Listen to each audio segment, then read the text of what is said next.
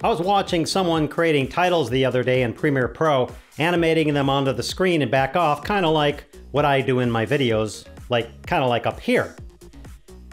The person wanted blur on the movement, so he round-tripped from Premiere Pro to After Effects to do that. Nothing wrong with that. It occurred to me many don't know motion blur can be added right in Premiere Pro without having to go anywhere. Let's go check it out.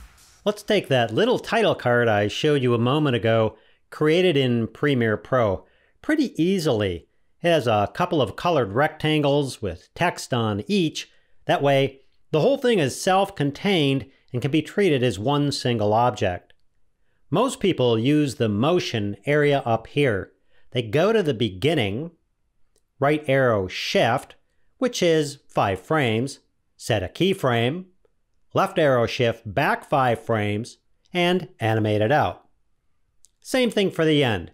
You go to the end, you left shift 5 frames, you set a keyframe, you right shift 5 frames again, and animate it back out. It works just like this.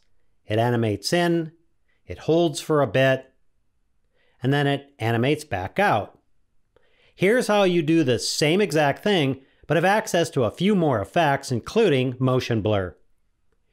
Go to Effects and find the Transform effect, which will add to this graphic. Remember, it's self-contained, so everything we do to this graphic will apply to the whole thing. It has all the same functionality as the default motion effect, with some extras. For instance, you can set the skew and keyframe the skew axis and get some rubbery, watery, floaty kind of thing. Let's reset those. Instead of using the supplied motion effect on this object, I'll control the motion from the transform effect. Let's do the same thing. Set the on point at the beginning, and then go back 5 frames and set the off point.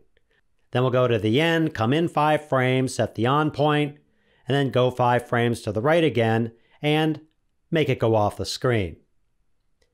Now, when we play this, it looks like it works just the same as our previous example. But here's where the motion blur magic comes in.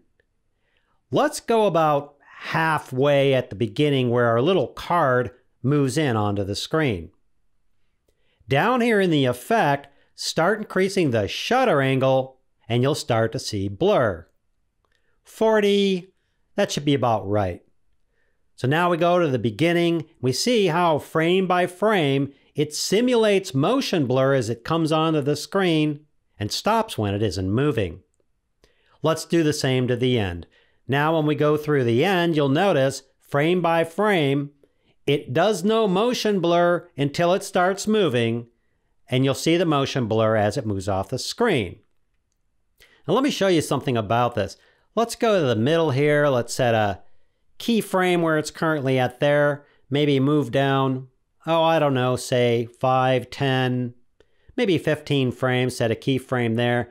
And then right in the middle, let's have this thing do just a tiny little jig. Now, when you play this, there's not much motion blur. That's because there's not much movement, which means the effect is smart and it's based on distance. So let's grab this thing and set it to jig way over here, and let's play this again.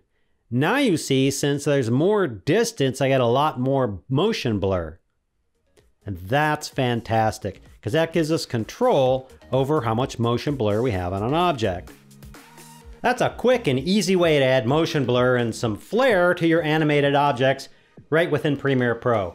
Don't forget to subscribe and hit that bell icon for more weekly videos.